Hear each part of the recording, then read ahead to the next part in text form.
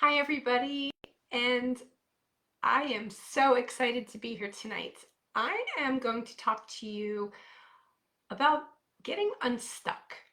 So, before I get started, I just want to invite everybody to visit my website, drjenniferedwards.com, and download my free ebook, which is a book about happiness. It's at the bottom of my website. You can just fill in your name and email address, and I will send you that. And you can learn not only strategies to increase happiness in your life, but also an understanding of what happiness really is about and how you can choose happiness for your life for real. Not just choose happy, as a lot of people like to say, which you can do, but it's easier when you have an understanding of what that actually means. So, tonight I want to talk a little bit about getting unstuck. It is so common that we have some kind of a goal or aspiration that we're working towards. And it could be you're trying to lose weight, you want to get a new job, you are starting a new business, whatever it is. And you set off and you're excited and you have a game plan and you're going along, and then all of a sudden you fall off. You get derailed and then you're stuck. And then the chatter starts in the head of like, you should be doing this and why aren't you doing that? You get frustrated, you may be resigned, and then you actually might start convincing yourself, do I really even want this? You know what? What's 10 pounds? This job really isn't that bad. Do I really want a new one? Do I want to go through that hassle? And that's actually the most dangerous part, is when we start convincing ourselves that we don't even want our goals in the first place because we're so stuck in inertia that it's easier to believe that than it is to get going again.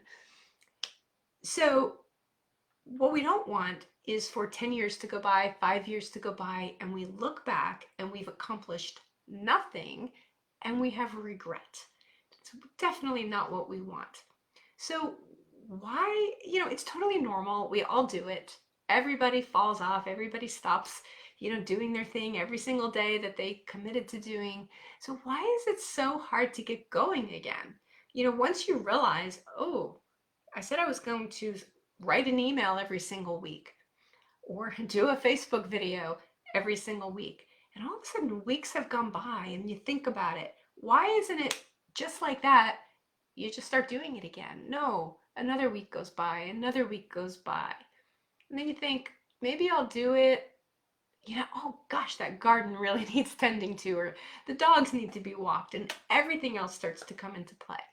And that is because inertia is level 1 energy. So we have 7 levels of energy that we experience through our lives. And learning these levels of energy and learning to identify what you're experiencing and being able to choose to shift that in the moment is incredibly powerful, because level 1 energy is inertia, it's stagnation. You're stuck. You're just like, ugh, I just can't get going again. So a really great analogy is an airplane, right? It takes so much more energy for that airplane to get off the ground than it does for it to just keep cruising along. And that's because once we're in action, once we're in motion, it's much easier to keep that going. But once we fall off, it is so hard to get going again. When you're sitting on the couch and you're having a lazy day because it's rainy and you're like, I just don't feel like getting up. But once you're up, you're like, all right, let's go. So, one of the things that we want to look at is, how can we restart? Now, I'm not going to say start over, because that's an implication that all of the progress you've made is just gone and you've got to start over again. No, you're going to restart. And sometimes it can feel like progress we made is gone, especially with things like weight loss, where the weight might actually come back on.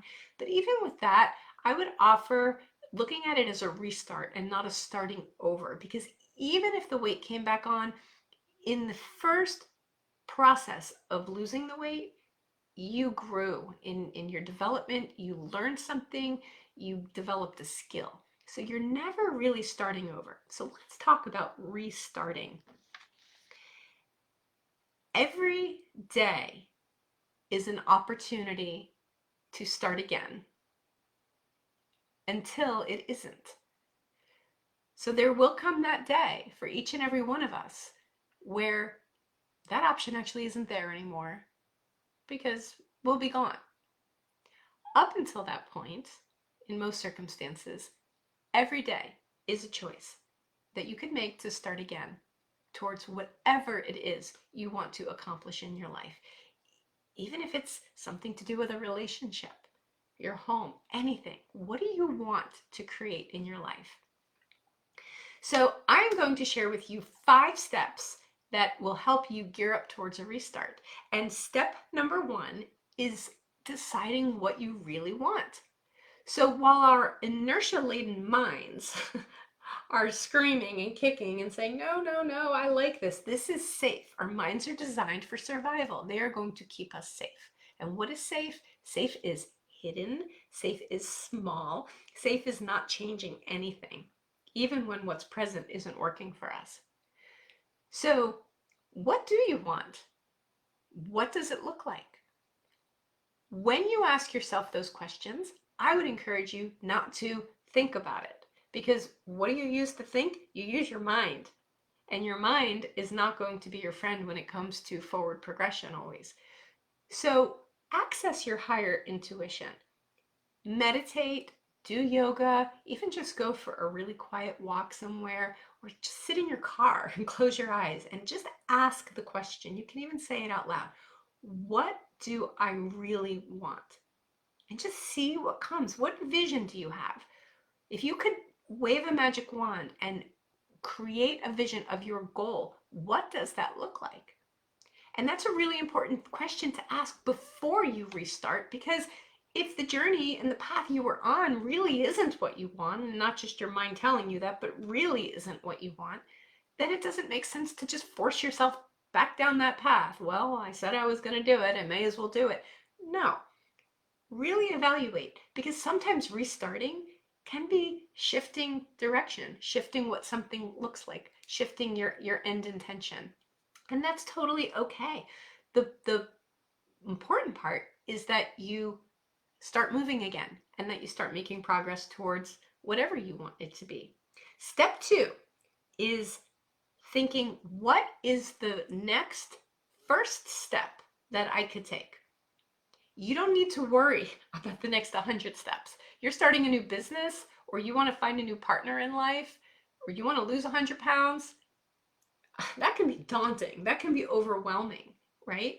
You want to buy a house, like, don't think about all that steps. Don't worry about how to negotiate a price on a house. What's the first step? What's the next first step that you need to do? Who do you need to call? You want to create that business? What's the next first step that you need to do in order to get that going? Going back to school, you don't need to worry about all the exams. What's the website you need to look up, or the registration that needs to happen? Sometimes when we get focused on the big picture, it can be overwhelming. And for many people, including me, overwhelm leads to stagnation. It's paralysis. It's, ooh, wave the white flag, I'm done. I'm gonna go for a walk. This is just all too much, right? That doesn't get us anywhere. Although walking is good, but not when we want to be working on something else. Sometimes it can be an escape. I know that very well for myself. So just pick something, just take an action, any action. And then once that action is done, that's no longer your next first step. Take one more action, and then one more, and see what happens. The third key to gearing up for a restart is consistency.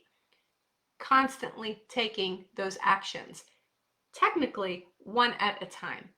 But what you can also start to do is look at your day. Okay, I'm going to pick 3 things every day that I'm going to do. Even if you're working full-time doing something else, even if you're raising 3 children, 3 things. They don't have to be huge things. They can be little things. And do 3 things every day. At the end of a year, If you do that, you will have taken over 1,000 actionable steps towards achieving your goal. 1,000 steps. What do you think can be created? If somebody set out that they wanted to buy a house and they took 1,000 actions towards that, they'd probably be already moved in, right? So be consistent. Set 3 things a day at least. If you want to do more, do more. But keep moving. Create a habit. Step 4, accountability. Accountability is huge, and especially if you are doing something for yourself, because we don't always do so great when we only answer to ourselves, right? Like when I don't really have to do it, especially things like creating new businesses or certain things in your personal life. You may not even be answering to anybody. So, I'll do it tomorrow. Nobody will know. What can you create for accountability? Ideally, another person. Do you have a best friend? Do you have a partner? Do you have even a child that you can say, you know what, every day I'm going to do this, and every day I'm going to text you when it's done. Or at the end of every week, I'm going to tell you just a handful of all of the things I got done that week. When we are held accountable, we get things done. Partly because we don't want to disappoint, partly because it's a reminder system. And I don't mean accountability like you're a bad person if you don't do it. We don't want judgment. That does not help at all. But accountability is very, very key. And if you don't have another person, find a way to hold yourself accountable. Set reminders to go off in your phone. Put lists on your desk. Do whatever it is that you need to do to hold yourself accountable. Set deadlines. Sometimes deadlines on a calendar can be a great accountability system for yourself. And lastly, and this is definitely not the least, acknowledgement and celebration.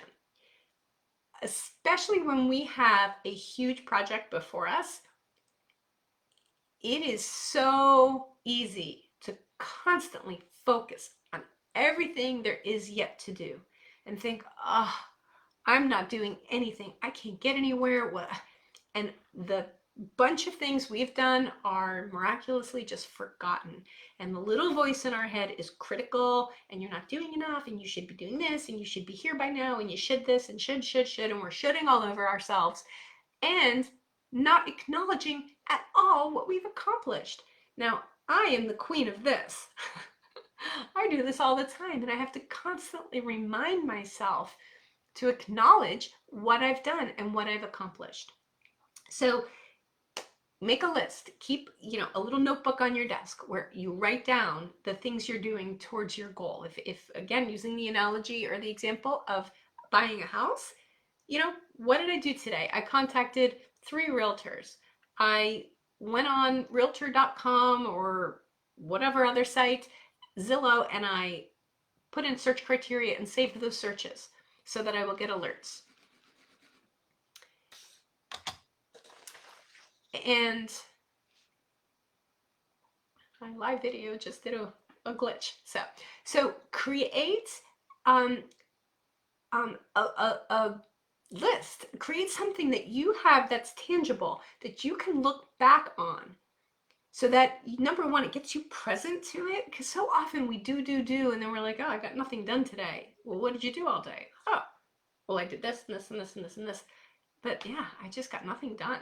Like it's so silly what we do.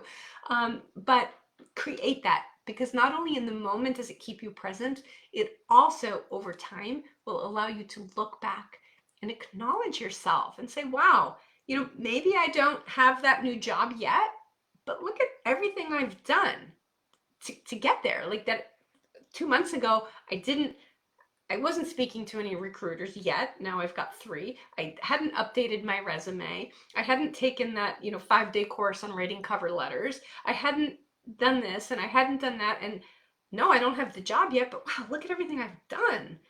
Instead of 2 months later just saying, I still don't have a job, right? So it sets us up for disappointment. It sets us up for an experience of failure. And we don't want that. We want to live in a space of gratitude, self-love, acknowledgement, because that is a much higher level of energy. and it not only feels better, but it's more productive, and then it attracts like energy back to ourselves, so that when we're feeling good and we're feeling proud and we're like, yeah, good job, like more of that keeps coming. Okay, so if you are feeling stuck, if you're thinking, God, this all sounds great, but how do I do it? That's okay. That's normal. It is so hard to see things for ourselves. But that is precisely what I help people do when with one-on-one coaching, is helping people to see what they can't see, to identify what's standing in their way. There's so many stories and beliefs and just stuff that's running in the background, things we're committed to that we don't even realize we're committed to, that's just holding us back. So feel free to reach out on my website. You can click contact me. You can email me, Jennifer@drjenniferedwards.com. Like I said, please download my ebook. I would love for you to have that. It also will have you join my weekly email blog, where I normally, except for when I'm stuck, send out a weekly email on various topics. I do not use the email address for anything else, and I do not share it ever. So anyway, thanks. It was so great to speak to everybody. I hope you're all doing wonderful and enjoying your summer, and I will talk with you later. Bye.